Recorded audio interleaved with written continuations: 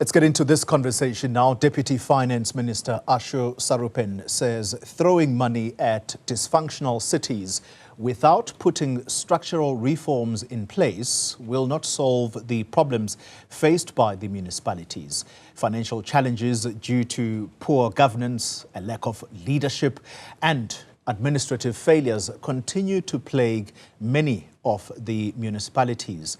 Eskom today announcing that councils collectively owe a staggering 95 billion rand. Well, the Deputy Minister joins us this evening for a quick conversation, Deputy Minister, trying to sum up what you wrote earlier this month in that opinion piece which was published in the Business Day news site. And you raised alarm bells about the big municipalities falling behind on their payments to Eskom. My question to you, my starting question is, how imminent a threat are these big cities to the security of energy supply in the country? Thanks for having me on, firstly. And secondly, let me say that it is a risk. Eskom is flagging it quite rightly as a risk, and it requires action. And of course, the action can't wait. We wait with load shedding and so on. We cannot wait for the next debt crisis. We've got to get ahead of it. We have transferred a huge amount of Eskom debt onto the state balance sheet to shore it up, and we're reaping the rewards of some of that now. But we cannot, in perpetuity, be engaged in a cycle of bailouts. It crowds out the fiscal space for what the state needs to do, particularly in delivering services for the poor. So Eskom has rightly raised the alarm bells, and it is something that is vexing us very much at National Treasury, not just with the big cities, but also with lots of smaller local municipalities. And we've instituted a whole lot of measures to try to get the right behavior out of municipalities so that the bills are paid to Eskom and to their water boards. 95 billion rand is the amount that was spoken about today. Do you think the situation is getting better or worsening? So I think that 95 billion includes the current account, i.e. this month's payments that are due. The long-term trajectory, however, is very troubling. I mean, in 2008, this number was 7 billion, and now it's accelerated, and we're getting into the hundreds of billions very soon, over 100 billion. So it is a risk. What we have done with National Treasury is instituted the Eskom debt relief program for municipalities. And it's quite a good program in that what we have done is looked at the most problematic municipalities, and we have said to them, if you keep your current account up to date, you enhance your revenue collection and a whole lot of measures, we will then, because you are correcting your behavior and you're not going to be a future crisis or financial burden for the state, we will then write off in tranches your debt to Eskom. Yeah. And so we've set that into place as a marker. One municipality is about to graduate from that program, and several others are about to as well. And we will be taking further steps, of course, to make sure this program succeeds. But it is one of those critical things that we can do from our side to prevent the next crisis. You've jumped straight into some of the issues that we are going to discuss in this particular interview. But I want to start with the 157 that have been identified as being in financial distress, while 96 are unable to match their planned spending for the year to realistic revenue collection. Do you believe, Minister, do you believe that these failures are being adequately addressed? So I think the scale of unfunded budget shows us that it's not being adequately addressed. And it comes down to local leadership across the board in these councils. And I think as national government, we have started with the GNU to take a firmer and harder line on saying, actually, this is unacceptable. And both with the COGTA team and the National Treasury team, we have started to take some drastic action to correct the behavior at these levels, because it is extremely problematic. Because a municipality will budget over a 12-month cycle. It'll determine its wage bill, it will determine its hiring practices, and so on, based on a budget. But if that budget isn't funded based on its revenue, then it's got a problem. And there have got to be politically hard decisions taken to resolve those problems. one of the things, and I know you said we'll get into the deeper discussion later, but with COGTAs, we're reviewing the 97 white paper in local government to ensure that we start putting in the tools to take some of the more drastic action, because the situation does show that at local level, there's a major leadership problem. So you've already touched on the debt relief program. I want to tease out some of the stringent conditions that come with that, but let me group that with what you say has also been the introduction of the smart meters grant, and that's an amount of 2 billion rand, and it is one of the innovative steps to try and improve efficiency. Are you telling us, Deputy Minister, that these municipalities have had to be incentivized in order to bring about a solutions-oriented culture? Yeah, well, we know from economics that if you reward bad behavior, which is what bailouts do, you end up without any correction. So you've got to incentivize good behavior by making things conditional, which is what the Treasury is trying to do with its various conditionalities. So things like smart meters to make sure that every person is metered. And I do want to take a moment to say the following, that every person who can pay their municipal bill should be duly metered, and they should pay their bill. Every person who can't afford to pay should be metered as well and registered as an indigent, so that we can properly monitor and manage that, so we don't have runaway usage, but we also protect the human rights of individuals to water and electricity.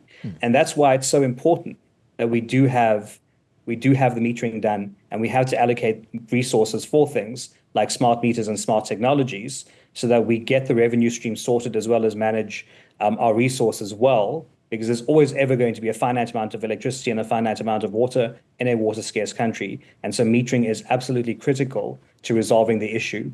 And the fact that there are many municipalities who have not metered residents is very, very concerning as well. Yeah.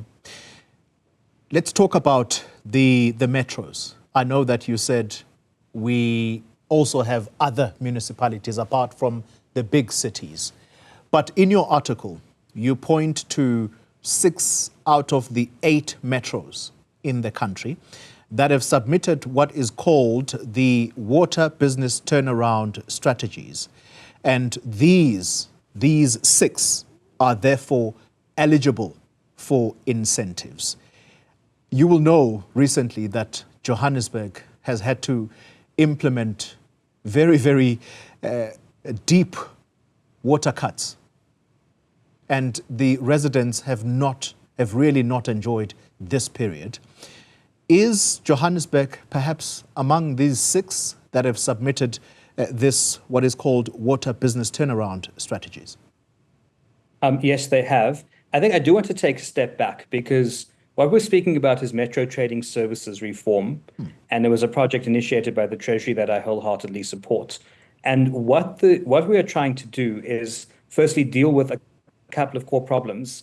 And the key problem that we're trying to solve, and this is what the residents of Johannesburg and other municipalities are suffering from, is a chronic underinvestment in the rehabilitation and expansion of municipal infrastructure, particularly in water services. And so what we're seeing is that critical infrastructure is deteriorating, and the cost of inaction is now rising, and it's caught up to us in many places. And so what we're seeing is the Metro Trading Services, particularly the water services, failing financially. Municipalities are then experiencing reduced and negative cash flows from these operations, which creates this vicious cycle where they're not investing in their water infrastructure. And we can bemoan the problems. I can tell you about the lack of management accountability, financial transparency issues, erosion of technical expertise. We all know what the problems are. The key thing with what we're trying to do with these reforms, and water is the key one I pointed out because that's the first part of our Metro Trading Services reform, is to now fix it, because I think people want to see action. We all are living through these problems. I'm a resident of Gauteng myself, and deal with the same problems. So yes, they have 6 of 8 municipalities that are moving with speed to try to resolve this, and we've created the necessary incentives to make sure that we get the right investment in. So we've got to understand, what does it cost, for example, to deliver water? What is the revenue you generate from water? And then make sure that you reinvest into water as a critical trading service, because that's one of the core functions of a municipality, reticulation of water, and that you don't end up with the resources and generated from water being used on things that it shouldn't be used on. So that's part of why we are pushing hard on trading services reform. So you've got to tell us, though, who are these two other metros who simply have not managed to submit these water business turnaround strategies?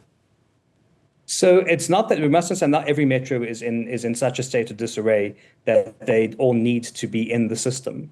So I think that's the first thing to understand. So it's not about who is or who isn't. The key thing is that the critical ones that needed support are now taking up the support.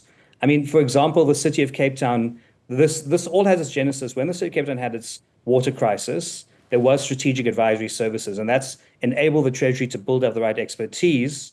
And so eThekwini's applied, Buffalo City, Mangaung, Nelson Mandela Bay, City of Johannesburg, City of Tshwane, are all in the system now, working on this in the system to get their trading services reformed and to take advantage of the incentives that we're offering. So I hope that answers your question there.